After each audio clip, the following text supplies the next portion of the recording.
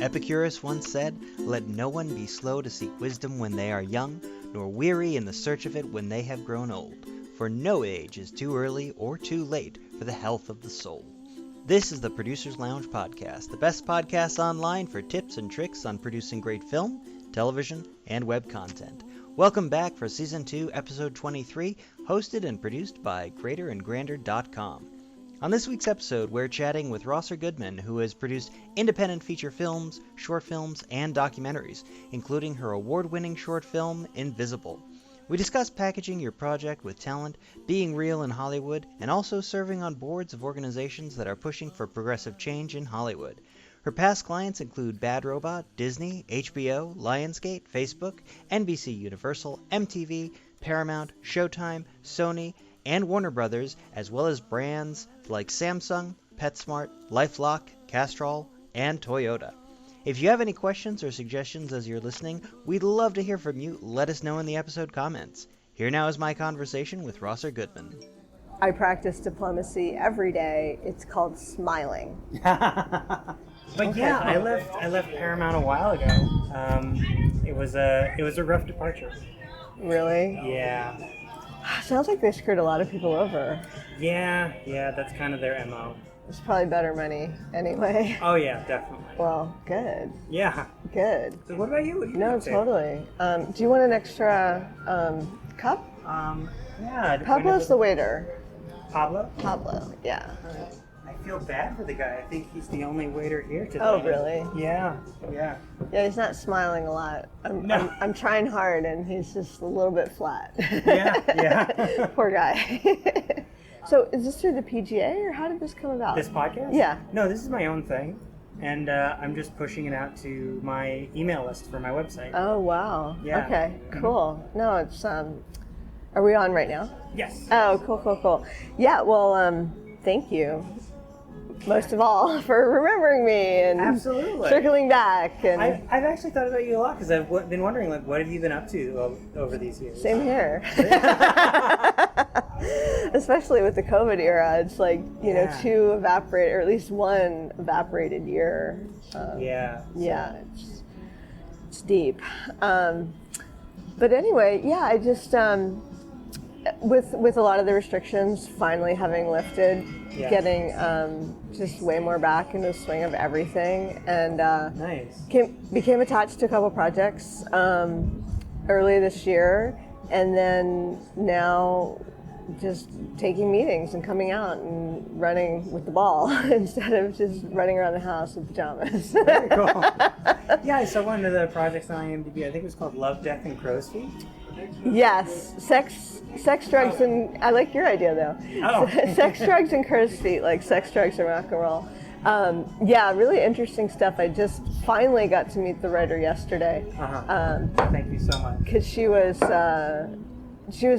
based in Australia for a while during the lockdown, which they had really strict protocol there, you know, even more than we did. But yeah, so we finally met for like 4 hours, and it was so great. She's the writer. And yeah, I guess she had found me on Alliance of Women Directors, which is one of the, one of the many groups forwarding women and other represented folks and non-binary into getting any kind of visibility or recognition or phone calls. So it's a database. It's great. So, because I was like, how did you find me back in January? But yeah, it's a comedy. It's a very funny piece, and it's right up my alley. It's very timely right now. It's the beginning is sort of like retro '80s hair bands, middle school girls, groupies. Nice. I mean, as much as you can be a groupie as a 14-year-old, but so it starts off there, and then.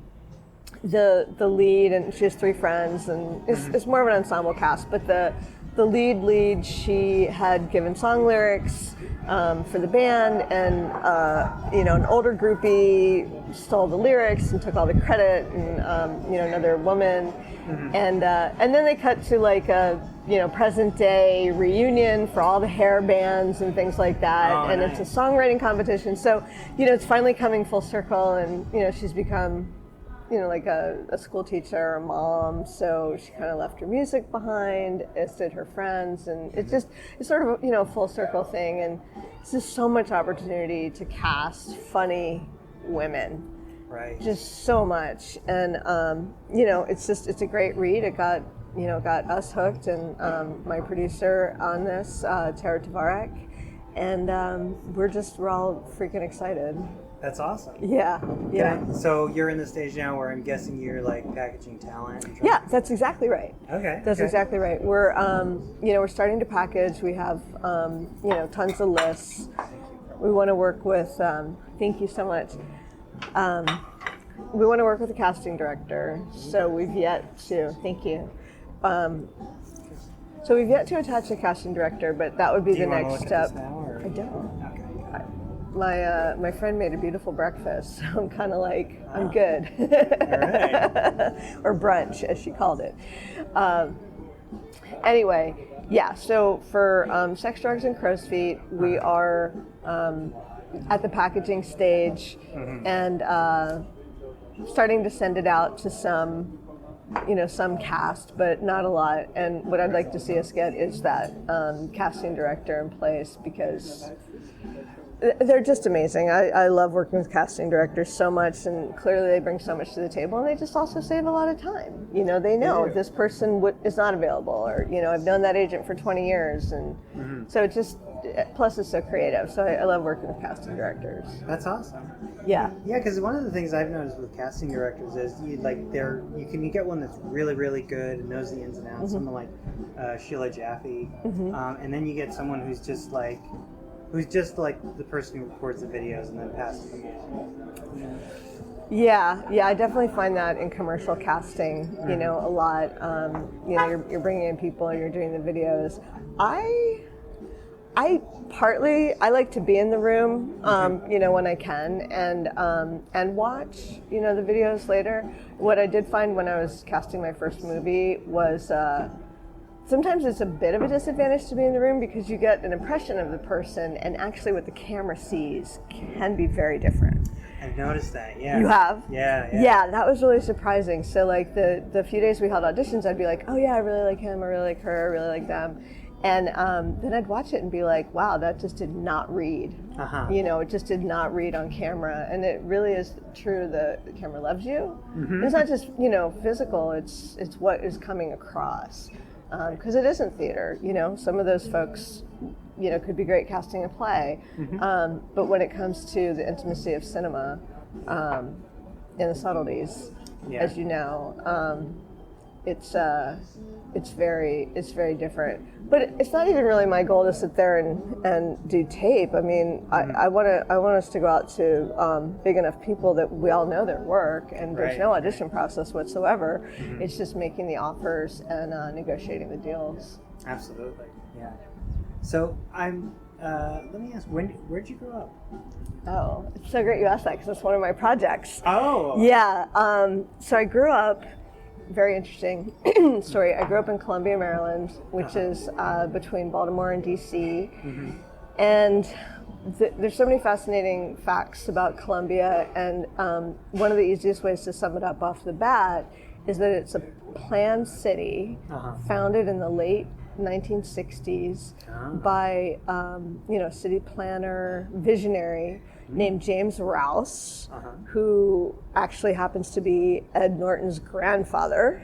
Wow. So Ed grew up there too, so Ed would know exactly what we're talking about. And one of the aspects of the city was to make it a haven for interracial couples. Oh. So where does that happen? And I, in my research recently, I found a memo that came out from the Rouse Company to the lenders, to the realtors, to everyone, and it specifically called out redlining. And it was like, if you are going to redline, basically it was like, get the hell out of what we're doing in Columbia, Maryland. Like, this is not what we're doing something completely different. And that explained a lot of why I never had heard of redlining until finally it's getting talked about a lot. And in the mainstream, media and stuff. So, because I was like, what is that? I didn't grow up with it. So yeah, it was a very fascinating place, and there weren't like, here's a church, here's a synagogue, etc. It was there was actually an interfaith center. So depending on the day or the night, that would be the services for whatever happened, the Unitarian Church. So it was super inclusive, and that's what it was, the Interfaith Center. So it wasn't everyone had their own building, it was just everyone had a space, on their particular type. So I grew up like that. I grew up, the symbol for the whole city is the peepal tree. Which again, when you're growing up and you're like in, third grade, you're just like, oh, the peepal tree, it's so cute. It's like out of a children's book. But now, looking back, it's like, that's the peepal tree. Like, damn. So, but what I decided, or what really dawned on me, from the inside out, is that, we grew up in a bubble. Right. And, there's a Facebook group that is called First Generation Columbia, Maryland Children of the 70s. And we're all in there, and the admins of the group and, all of us are just like, what the hell? We grew up in a bubble, black, white, any, whatever color, nationality, origin, first gen, second, third gen, whatever, American. We really didn't know. So I just thought this is a story that has to be told. More of a narrative filmmaker, but I do love documentary, particularly because I love people. And there's other interesting facts too. Oprah lived there. Oprah lived there? Yes, wow. yes. Oprah lived there before she could be Oprah, and she was Oprah Winfrey. Right. And she was a neighbor across the street in the Cove. As Oprah Winfrey lived in Columbia when she was a reporter, and she had a show in Baltimore with someone named Richard Scher, who I think is still around in Baltimore, and it was the Scher Winfrey Show. And you can look it up, you can read about it, but basically, just they offered him more money and her not enough money, of course, and so she went to Chicago, and the rest is history. Right. Then she's Oprah, and got her own show, etc. So she lived there. There's other people. Kevin Frazier, I didn't realize grew up there also, and he's the main host on Entertainment Tonight. So he's actually one of the first gen folks too. So there's just a lot of zeitgeist and intersectionality just based on how many of us ended up in entertainment.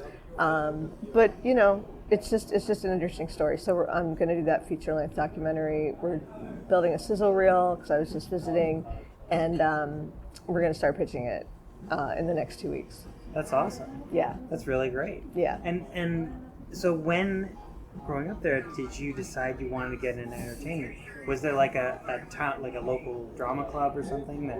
Again, great question, Richard. It's like you were there, because there was.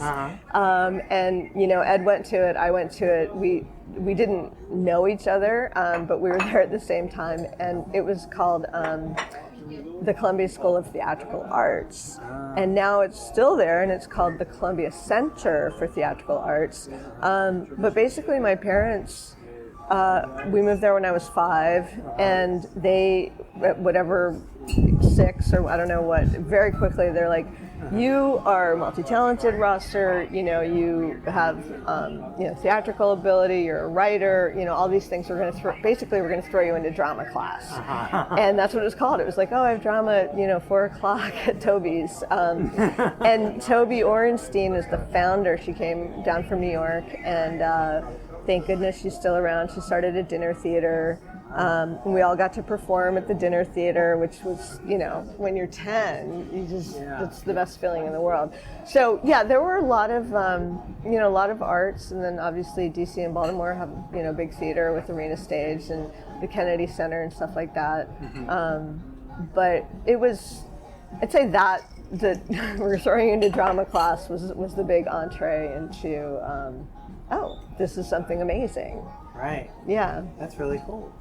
And so then after that, did you decide that you wanted to pursue your career? Like, did you go to New York or LA first? Well, it's interesting because ended up going to a private school the last 3 years of my high school. Oh, okay. So, we were bused from Columbia 45 minutes to Park School, Park School of Baltimore. And I just thrived there. I thrived there academically, just socially, everything. It was a fantastic, if you could say like a liberal arts high school, it was like that. And I want to ask, because you mentioned that you were bused there, so this was part of the busing program. It sounded like, there were a lot of controversy about busing, but you actually got a lot of great... Yeah, it wasn't that, because this was just literally, I know what you're talking about. Okay. And maybe within Columbia they did that, but I'm not quite sure, so that's another aspect I'll research. Okay. But this was just, I think because we were so far away, but there were enough people in Columbia, kids going to Park School, that it could justify an entire school bus, driving, twice a day. So anyway, I was there, and I loved a lot of different things, not just the arts, although they had a wonderful theater, and, Phyllis Goldstein, rest her soul, she was our drama teacher there, incredible force of nature, also came down from New York. And so here's what happened. I said to my mom, like in 11th grade, you're getting ready to apply to schools. And I said, so Mom, should I be a doctor or a lawyer? And she's like, what? And, I'm just thinking those are the only two choices. You have to pick. Either you're going to be a doctor or a lawyer. And she's like, Rosser, first of all, you cannot stand the sight of blood. So the doctor thing is a dead end for you. And I was like, okay. And then she said, and you hate to read, and for law, and especially law school, you have to read so much. She goes, you have to be a filmmaker. So here was like the... Wow, your mom is just outright saying that. Wow. Right, it's the complete opposite of like, oh, hey, I want to go, whatever, be a ballerina in New York or something, and your parents are like, no, you have to be a doctor or a lawyer. And so here I was trying to show up for that, and she goes, you have to be a filmmaker, and here's why. She was a woman ahead of her time, for sure. She's like, you have a lot to say. It's also the way you can reach the greatest audience. Because I was like, well, what about theater? Because I love theater. She goes, no, theater is, you're not reaching out enough, to enough folks. And she's just like, again, you're multi-talented, you have musical background, acting background, writing background. This is the logical choice. So I was like, what do you do with that?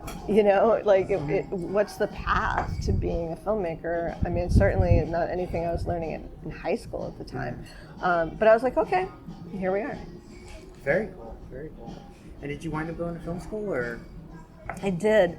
I ended up, my parents are great. It was before the internet. And my dad did all this research, and, he was like, Ithaca, Emerson, all the schools where a lot of people come from, and on the East Coast, because we were on the East Coast. And there was this one teeny tiny liberal arts college in Florida where I ended up going for undergrad, and it was called New College. So not New School, not the one in New York, but it was called New College. And it was like affiliated with the Florida State University system, so it was really, really cheap, but it was a lot like Hampshire College, which is a private college in New England, and it's a little artsy-fartsy, and that's how this school was, and just very intellectual. But the interesting things about it was there were only 400 people, the whole college. Right. You could design your own major. Wow. You had a thesis, where you had to do a thesis and a baccalaureate, all at the undergrad level, and you didn't get grades. You got complete or incomplete. Oh, nice. Yeah, and obviously like paragraphs written about you and stuff like that by the professors, and it was tough. It was a tough school, and yeah, I ended up picking going there, but it didn't have any of the things that at that time, I'm sure it does now, that I really needed to forge my way as a filmmaker. So, but the flip side of that was then I got to design my own major. Right. So for my thesis, I made a film. I wrote pages and pages about that process. I did have to defend it in a baccalaureate, but also I was able to graduate early since I wasn't totally loving the school. at that time. So I did an off-campus study, which was straight-up film school in Santa Fe, New Mexico. And it was actually called the Anthropology Film Center. It was affiliated with Temple University at the time, and it was where my dad had went, so that was really cool in Philly. And it was part of a grad program with Temple. You would do 1 year at the school, and then you would do 1 year there, and you'd come out with like basically a documentary film degree. Right. So that was and this had 12 people in New Mexico. It was 12 people, so always at small schools, intimate settings.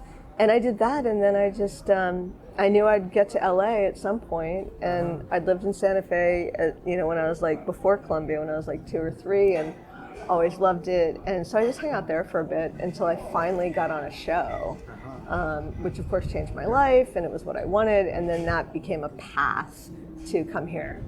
Very cool, very cool. And then who was that first person that kind of gave you your way into that first show? Again, the greatest questions.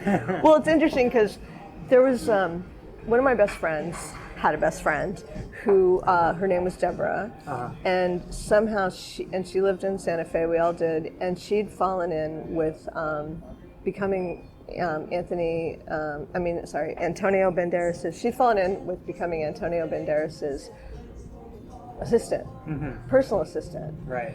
So we started hearing, more about Hollywood from her, and there was a show, television series with Amblin, Steven Spielberg's company, and NBC. And it was a sci-fi series, and it was like taking over the whole town because it was so, it's a crew of 200 people. Everyone's coming from LA.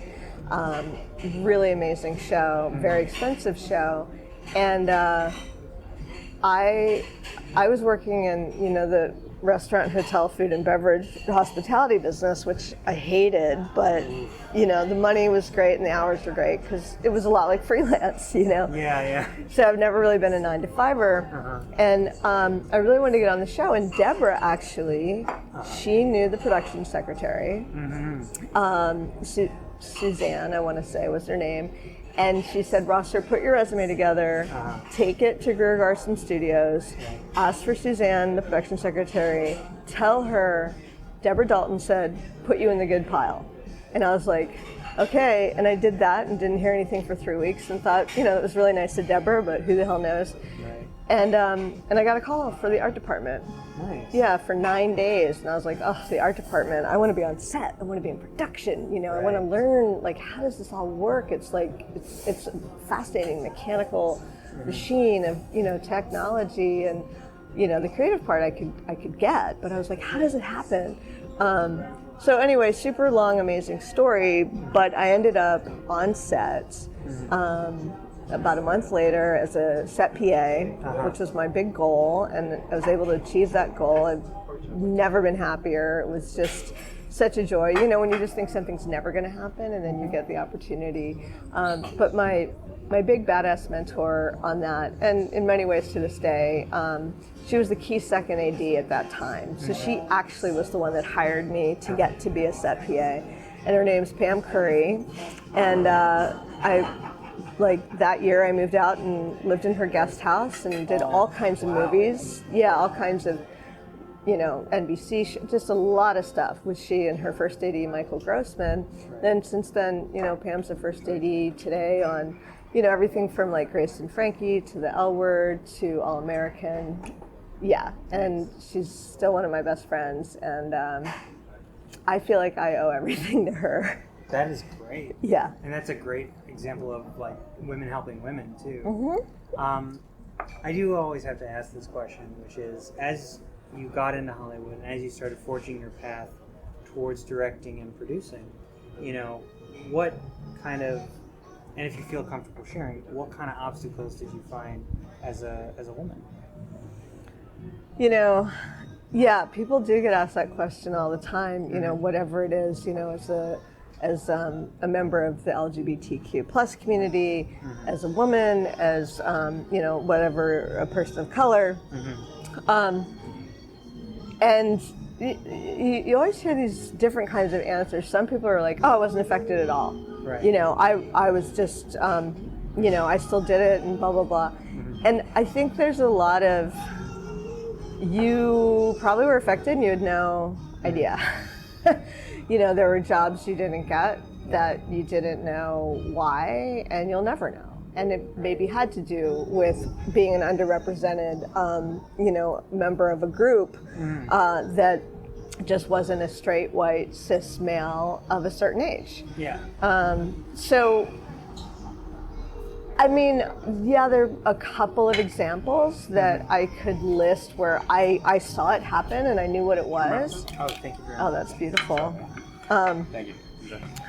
But really, I don't think I would know, you know? And if you just look at access and opportunity and what a lot of folks talk about, where a lot of these, you know, straight cis guys come out of USC, they make one short film, it, you know, goes to Tribeca or something, and then they get signed at a huge agency, and suddenly they have a film. Yeah. You know, that's not that independent. It's a studio film. You know, it's not Thor, but it's a studio film. Yeah. And there have been so many stories where, I mean, Ava DuVernay did a film that won Sundance, and somebody walked up to her and whoever she was standing with and was like, "Oh, hey." And, you know, it was like an agency person, and it was exciting, and they weren't there to talk to her. They said, "Hey, do you know where so-and-so is?"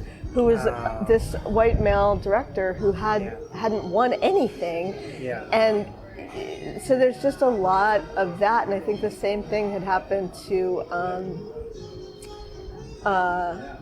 Joey Soloway when she, you know, was Jill Soloway at Sundance, and she'd won, and just a similar type of story happened, you know, with her as well, or with him as well, Joey now. So I think it's almost a default that, you know, yesterday I was at the Walk of Fame star presentation for Jennifer Lewis, finally. Oh, wow. Yeah, and I have an amazing Jennifer Lewis story from when I was 15, and I want to hear that. Crazy teenager, and she, you know, basically helped save my life, and I'm sure she's done that with countless others, because she's that person. She is a giver, and she's, you know, intuitive and uncanny, and really is about helping people and sharing her talent. But anyway, so I'm there, and I'm standing with, you know, a bunch of people, and one even came down from San Francisco because she so wanted to see this moment of Jennifer finally getting, you know, her due. And there were cameras, news cameras, of course, covering it. And everyone at every news camera was a white male of a certain age, you know, like middle age. And, you know, there was a black woman in the crowd that said something, and I was like, I know exactly what you're talking about, because I've been on these boards for mostly people of color, women of color organizations, and I grew up in Columbia, and I'm married to a biracial woman, Onita Parker, costume designer extraordinaire. And I've learned a lot in the last 4 or 5 years by being on these boards, and you know, have consciousness that the average person, particularly the average white person, who hasn't had to deal with that, it just doesn't get. Yeah. You know, and I could. That's like one of my favorite topics. I could go on and on and on. But you know, she was like, "This is the Hollywood problem." This woman yesterday, there's just these white men up there, and. Again, I know exactly what she's talking about, but something that's happened recently through Array, Ava DuVernay's company. Yeah, because they've set up that huge database, right? Exactly. And she didn't even know about it, you know, and it's like, she wasn't directly in our industry, but at least there's a place to go. Right. But you have to know about it, and you also have to, you know, give a damn, you know, and I feel like, you know, even for me, I have to, I have to go out of my way intentionally. I have to intentionally hire and find those people that haven't had, like myself, that haven't had the access and opportunity that other people have had. And, the talents there, we're all fucking talented. We're all talented. We just, been in the wings and the back seat. So yes, in my opinion, for me, I couldn't put my finger on all the examples, but all the evidence shows it's happened over and over, because there's so many talented folks that were underrepresented and not working. And I'm really interested about getting into specifics on that, because Jon Stewart actually came out with a YouTube video that when he was on The Daily Show, they kept hiring white person after white person because their intern pool was unpaid, and that limited it to affluent white people in New York, New Jersey, etc. And then when they started paying their interns, they're like, oh, this whole crop of diverse people started coming in. And that's one little thing. But I'm curious, based on what you've seen, what are some of the tips that you would recommend, the people in charge to do in order to get a more diverse, better cast and crew? Yeah, even just the beginning of what you described is something that got explained to me really well, which goes back to access and opportunity. If you're well off and you're a dude and you're into camera and you get an entire you're the DP with a free camera package. And so everyone who's wanting to make a project on no money or a student film or something, they're like, oh, I know somebody with a free camera package. So that's going to be this white dude. So that white dude's going to get stuff on his reel and he's going to keep shooting and keep shooting. Then he's going to get hired because he's made the connections. So you take other folks that don't have their camera package, but they're very talented DPs and they've gone to school for it, and it comes down to that access and opportunity. And what you're saying, that paid interns should always be paid, but everyone should be paid. Everyone, nobody should be expected to do free work, especially marginalized groups, because we're the ones that actually need to be paid. So there's this philosophy of that a friend of mine had, where if she was doing a project, any project, where she couldn't pay, she would specifically go out to white male folks because they could afford to do it. Whereas if you're going to ask a woman of color or a member of the disability community, they need money. Right. And so one thing I actually said to a pretty close friend, and I'm sure she was a little taken back, she's like, she's a director, I'm doing a PSA, it's a PSA about, good things, whatever it was, about women or, something current and relevant and important. And she goes, but I want to have an all-female crew. And I just straight up wrote on our webpage, I was like, is it paid? She's like, no. And I said, then you need to get people that can afford to work for free to do it, which is probably going to be white dudes, and ask them and get them, because we don't need another free job. We need a job that's going to get paid. And maybe people still have her approach, oh, but that's the way to bring underrepresented people in. And I'm like, no, you bring them in, you bring all of us in by paying us. Pay us, because we can't afford to do it otherwise. But what was your about what so I was doing some shadow directing before COVID, and I was on a show that was an all-black writers' room. It was a sitcom, and there were it was about a black family, and this showrunner, who was black, she went out of her way to give that access and opportunity to mostly black crew. And I was like, great, because a lot of what people say is, well, I want to hire, people other than white dudes, but I just don't know where to find them, And it's like, well, now there's the Array database, but also that's a lame-ass excuse. That's like lazy and just it's completely wrong. So here she is. Everyone she brought on was completely the talented and all those things, and you couldn't say like, oh, she's just doing this or doing that. I mean, she was, but I feel like she was this amazing activist in her job, because she did have the power to hire people that have less access and opportunity. It was amazing. Cut to, I shadowed on this other show that was for another network that had white dude showrunners, nicest guys, very nice guys. Yeah. Show again, successful sitcom. And I walked on, and there were 5 people of color. 2 were in the writing room, which was great. One was a PA in the office, and she was young, so okay. And the other 2 were craft service. And to be clear, that's a big TV show, so you're talking about a crew of 30 or 40 people, or more. Oh, way more. And they were both, big shows for big networks. And, it's just like the gay thing, the queer thing, where it's like, well, you're making a queer movie for a queer audience. And it's like, why? Or Jennifer Lewis, the mother of Black Hollywood. Yeah. That's her book. That's, her self-proclaimed role, one of them in our business. And it's like, why? Yeah. Why do people put us there? And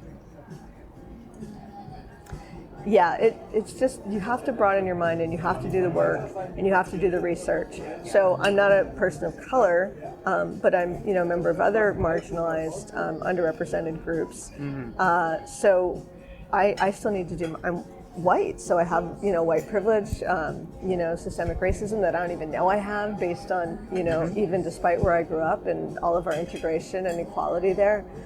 I have to do the work. Yeah. And so does everybody else. And I think there's some, this is my favorite topic. You have no idea, Richard.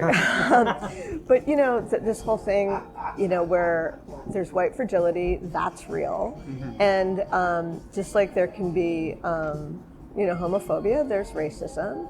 And there is systemic racism and generational wealth. And, I think reparations are due, and there's a lot there, and I think from what I see on the other side, there's not all white people at all, but there are a group of white people that feel threatened as hell, and that I guess they feel like they're being erased or cancel culture. And what I want to say to that is like, look, we've all been canceled this entire time. There are women who invented things that men got the credit for. Yeah. There are, female black doctors from the late 1800s that were the first to do this and the first to do that. Don't get the credit. We They're don't not know in the history books. Yeah, so it's like, this isn't about canceling, like, whatever you want to call white culture that everybody knows about. This is about including. Right. That's what inclusivity. This is about including everyone else. And so it makes me sad that people have to get down this path of, feeling offended or canceled. So to me, there's not a cancel culture, and there's not a woke movement, as some of those people say. There's inclusivity, intersectionality, diversity, equity, and inclusion. And to me, these aren't just buzzwords. To me, these aren't just buzzwords. They're like my mandate for living. And I don't have to be a member of every single one of the groups to want to work hard on all of our behalves. And there are steps that networks can take too. Like, I'm actually writing a pitch right now for the Canadian Broadcasting Company. Oh, cool. Yeah, and they are forcing that basically at least 1/3 of their showrunners need to be a person of color or an at-risk community. Good. So that, like, there are steps that people can take as long as they're willing to take it. Yeah, there's definitely, it just doesn't happen a lot is the problem. Like Sundance and Women in Film, have the stamp, which is great, and Amazon accepted that, and they were starting to do 50-50 for directors and other key roles between women and men, at least. Right. And But even so many places don't embrace that, and that's why I was so shocked. I went from shadow directing on this one show to this other one that couldn't have been more white. And it was like, did you all not? Y'all didn't get the memo. I mean, you didn't even like look at a paper, like nothing, in the last 5 years. Like, how can you be so out of touch? And a lot of people talk about it's just a default. It's like they call who they know. So since most of the white dudes are in charge still, I guess they're calling other white dudes that they know. And I mean, I know tons of white dudes, and I could call them too. But I call it activist hiring, and I really dig deep to not go that path. Right. I agree. Yeah. So cool. That's good. I did want to ask you also about some of your stuff on IMDb, because I was looking. It looks like you've directed and produced a lot of shorts. Yeah. And I was wondering, was that for branded content or these passion projects? Like, I noticed a couple of them were documentaries. Yeah. I'd say, it's always like a passion project type situation when I'm going to do a short. The recent ones, actually, I was inspired by these competitions and inspired by what contexts I got to write, direct, and produce in. So, for example, Nick Novecki has the... I know Nick. Yeah, he's the best. Oh, he's great. He has... But before he was even associated with Easter Seals, it was the Disability Film Challenge. Right. And I'm not one of those 48-hour people. I mean, I can do it and I love doing it, but I just am like, competition. Yeah. But this was about disability. So I was inspired. I was like, yes, I want to make this. And I still know, an incredible actor who has cerebral palsy, CP, and super talented. And I called him up and I'm like, Brian, I want to do this. And he's like, it's at the end of the week? And I'm like, yes. He goes, well, let's just do next year. I go, no, we've got to do it right now. So anyway, I invited my other friend. We had an incredible DP who volunteered his time, and because no one could get paid, but it was SAG. And I made this movie called Invisible, which was... spies and things like that, and had nothing to do with his disability, had nothing to do with any disability. Right. He happened to be a disabled actor playing a role, and to me, that's what it always needs to be. It doesn't, people are like, oh, well, we don't have someone in a wheelchair, and it's like, why not? It doesn't have to be about them being gay. It doesn't have to be about them, having a specific disability. Just it doesn't being in the room. Doesn't have to be part of the story. Yeah. In that way. So that actually I won the Best Filmmaker Award, which is really great. Mazel tov. Thank you, because we did do it in 48 hours.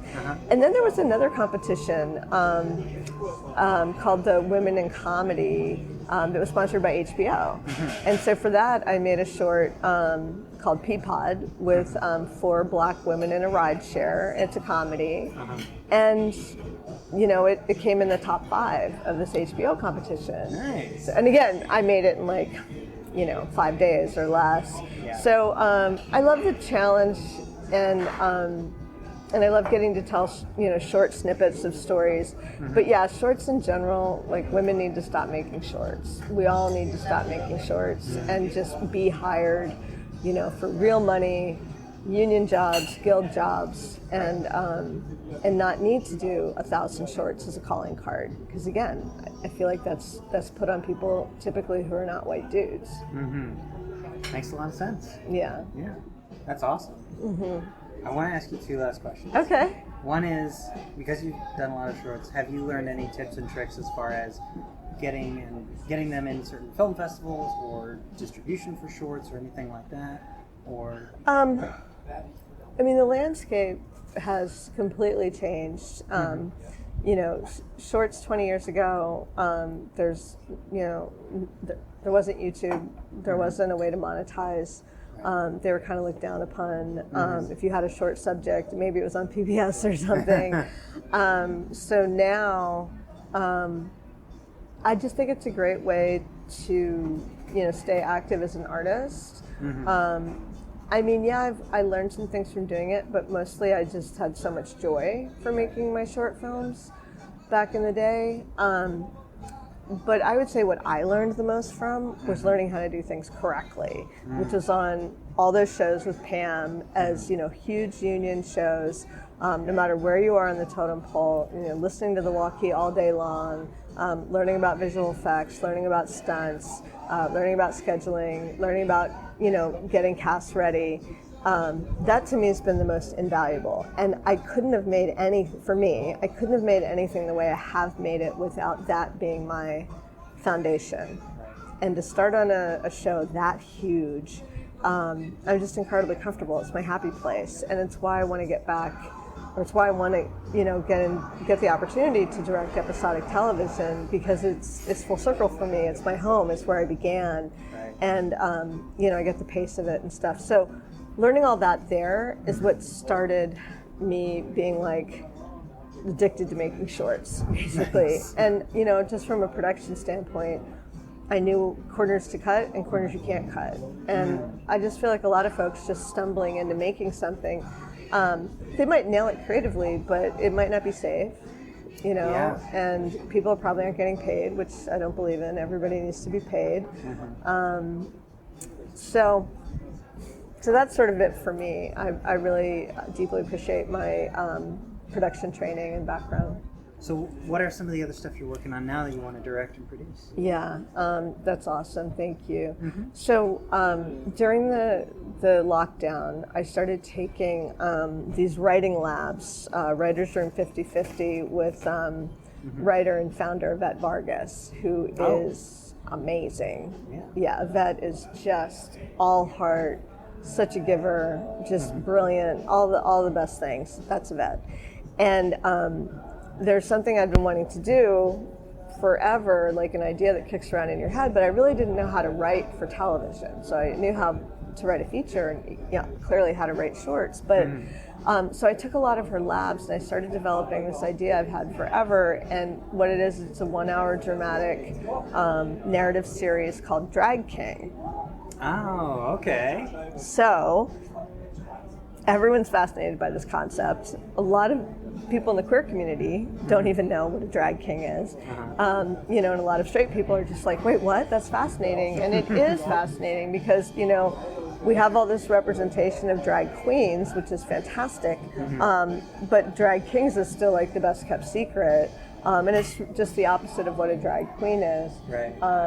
And just super fun. I've always been interested in drag king stuff on every level.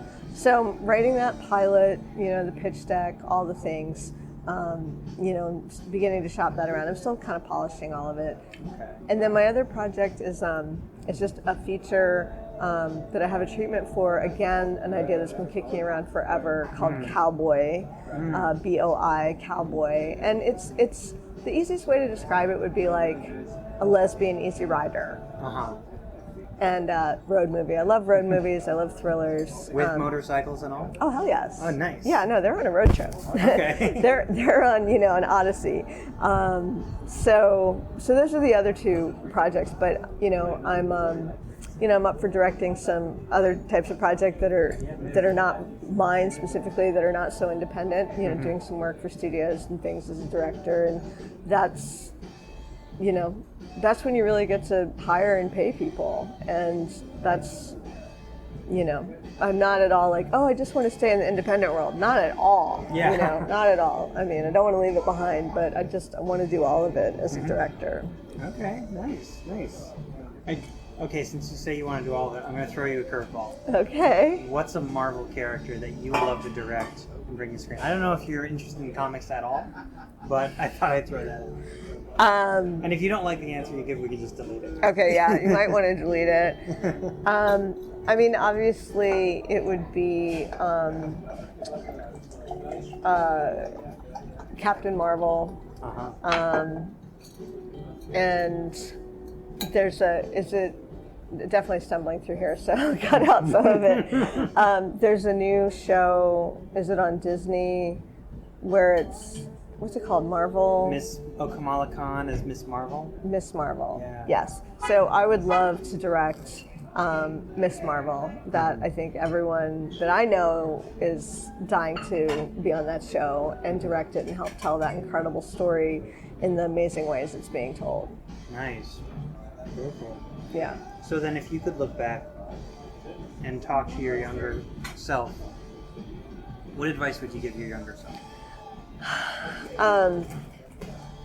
What advice would I give my younger self? You know, I think of that every few months or so.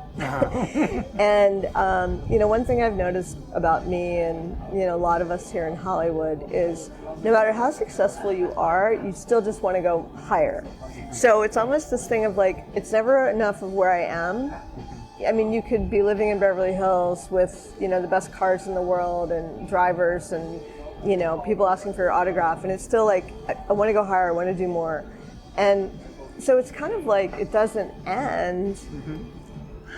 So what I would say, and a lot of times I know for me, then, you know, I would forget about the humble beginnings or how hard it was to get on that first television show, you know, and how Pam Curry did give me that shot. And if I even did 1/100th, if I knew I'd be doing 1/100th of what I've actually done the last 20 years, I would have been over the moon, you know. So I think the advice I would give to my younger self and anyone starting out is a lot of important things. One, do not be, and you know, mid-level career people can use this too, like do not be so hard on yourself. And everything is not life and death. Yeah.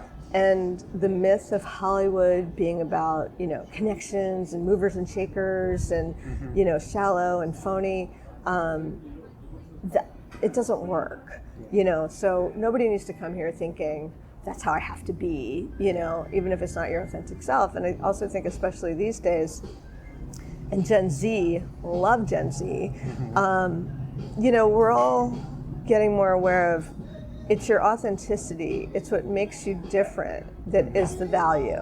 Right. And that's, we all have it. And I think, you know, at least when I was growing up, it was more about how do I fit in? How do I blend? How do I not stand out? How do I not be a geek? How do I not be a nerd? And now it's like, be as individual as you possibly can, no matter what age you are, because that is your calling card. Yeah. That's your superpower, as Yvette would say. It's just, you know, what's your superpower? And it's really, you know, your identity, who you are, and bring that authenticity. So I think my biggest piece of advice to my younger self would be like, just calm down. Calm down. It's all going to happen. It's all going to work out. And no matter how hard you try, you cannot predict how it's going to work out. And none of what I'm doing today is what I would have pictured moving here, or what I even thought I wanted then isn't anything what I would want today. Right. And but basically just be gentle with yourself, because it's going to be all right. Self-care, don't beat yourself up, you know, try to prevent negative self-talk, support the hell out of others. Because one thing I've learned recently, I was in this group, 50 Women Can Change Hollywood, and I was one of the 50 women, and what I realized was I can support someone else better than me. I can support myself. I can champion someone else better than I can champion myself. And I feel like that has a lot of weight. And so it's like, you know, what you give back, what you give is what you get to keep, but it's really about championing other folks. And, you know, if one of us wins, we all win, is what I say. And I've gotten a lot of joy out of that approach. It takes a lot of pressure off me, and why aren't I here yet, or why haven't I done that yet? And it's just like, you know what, it's all good.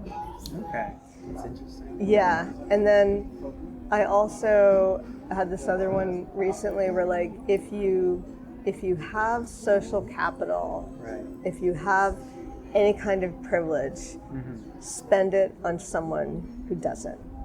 Nice. Yeah, there's a few more words in there somewhere, but that's the point. And that is Season 2, Episode 23 of the Producers Lounge podcast. Thank you to my guest, Rosser Goodman, for joining us. You can find out more about her by checking out the show notes and visiting our website at greaterandgrander.com. Our intro and outro music today is Somewhere Over the Rainbow by Israel, or Is, Kama Kavivo Ole. Our episode still image is by Ricardo Tomas on greaterandgrander.com. You can stay up to date by following us on social media at the handle Greater Grander, all one word. Make sure to subscribe wherever fine podcasts are found, and also, if you like what we do, share this podcast with a friend group or community who you think will enjoy it. Join us next week for more cocktails and questions, and until then, keep producing dreams. Ooh.